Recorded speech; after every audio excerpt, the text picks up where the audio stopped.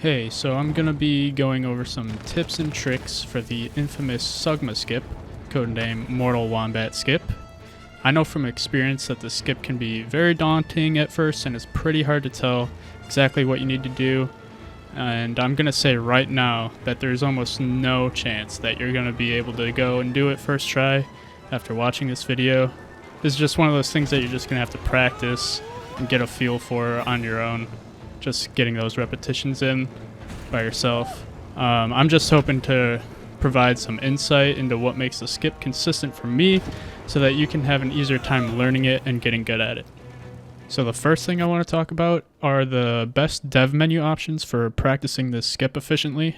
In your dev menu, you want to go all the way down to tree/escape right there, and then you want to select number 4, house reveal. And that should take you here, and the first thing you want to do is turn around like this and shoot this door, and then you're gonna move all the way up until you see this route here. You turn around right there just about, and you come back and you line yourself up as well as you can to go for the crack. The crack is by far the hardest part of this skip, and we're going to be talking about it quite a bit coming up. But before we do that, I want to mention real quick that while dev menu to house reveal is the fastest way to practice this trick, it's not necessarily the most accurate to a run setting because of how you have to turn yourself around right away and then turn back around. You kind of don't get enough room to properly line up like you would in a run.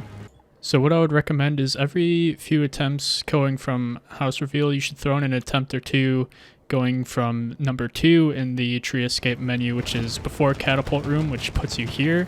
And you basically fly through this section like you would in a run, and that sets you up for a much more realistic situation for practicing.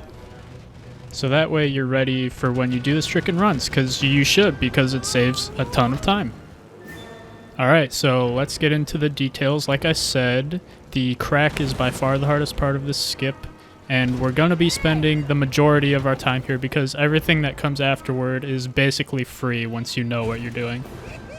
So as you make your approach, you're going to want to make sure you're in the lower left part of the tunnel coming out of the tree, and I will hop into another program so I can draw some lines to further detail the lineup that I personally use. You don't have to use this, and there is some leniency with this, but this is what I personally use. So the lineup I use for this is there's this set of leaves that we'll see in a second. You can kind of see it right here. It's like right where my mouse cursor is, this set of leaves right here. It's kind of towards the front of this little bunch right here.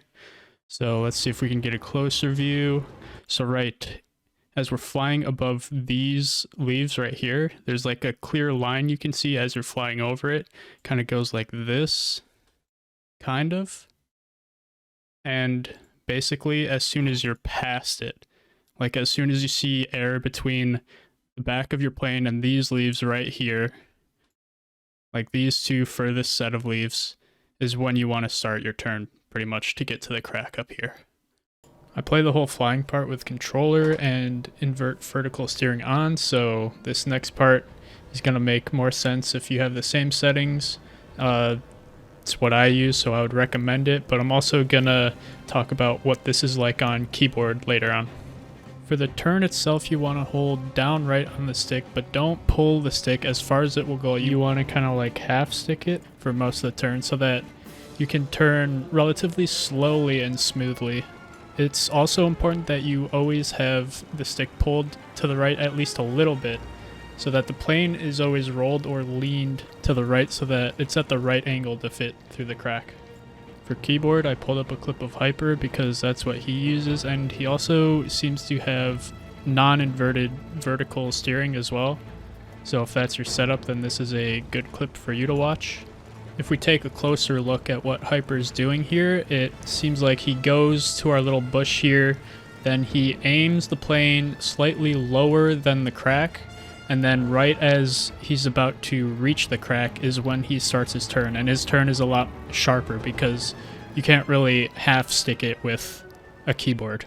After trying it this way myself for a while, I can say that this seems like a good way of doing it if you're on keyboard and mouse. Good job, Hyper. Now I want to go over all the ways you can fail this particular part of the skip because it's very easy to do so.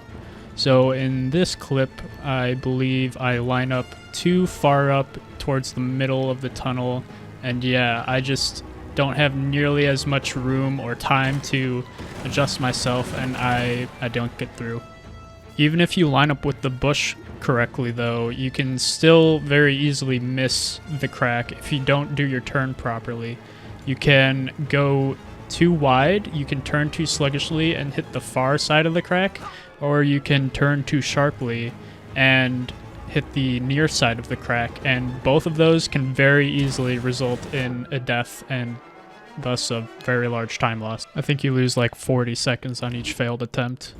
Another way you can die here, and this is why I stressed the importance of having a good angle when flying through the crack, is if you have a bad angle, you can actually...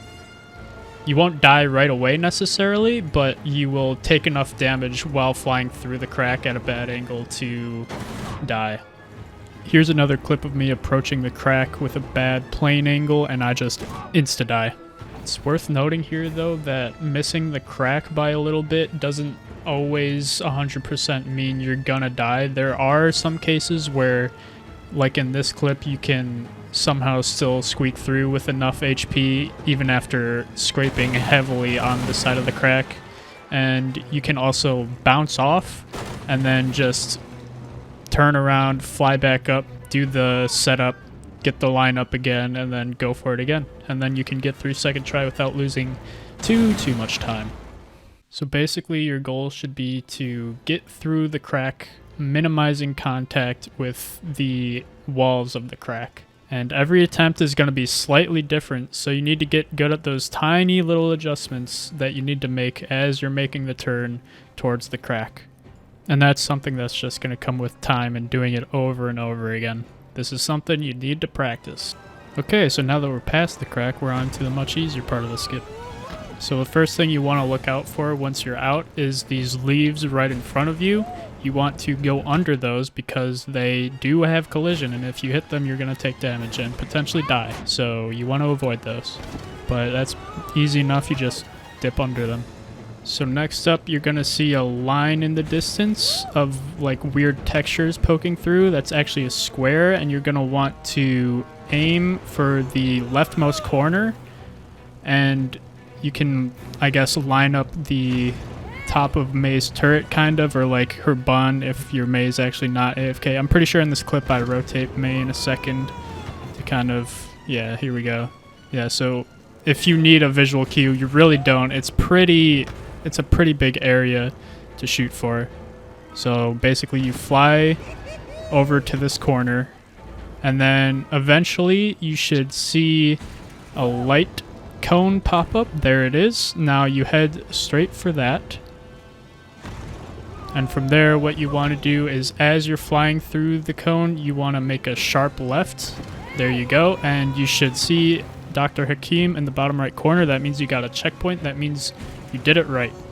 Now this is something that's missable, so you got to be careful that you're doing your turn at the right time. If you do it too late, then you're going to have to go back around and try to hit the checkpoint again.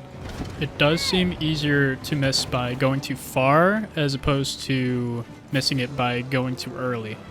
As you can see in this clip, I start my turn pretty early and I still end up getting the checkpoint. So that's something that's worth keeping in mind. That being said though, you should always time it so you start your turn while you're traveling through the cone of light so that you minimize your chances of missing the checkpoint.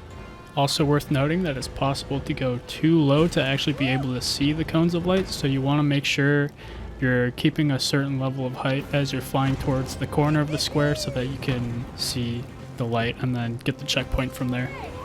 After getting this checkpoint, you're pretty much home free. All you gotta do is aim for these weird little pieces of house off in the distance and then fly in a straight line, and then you're on to Rose's room.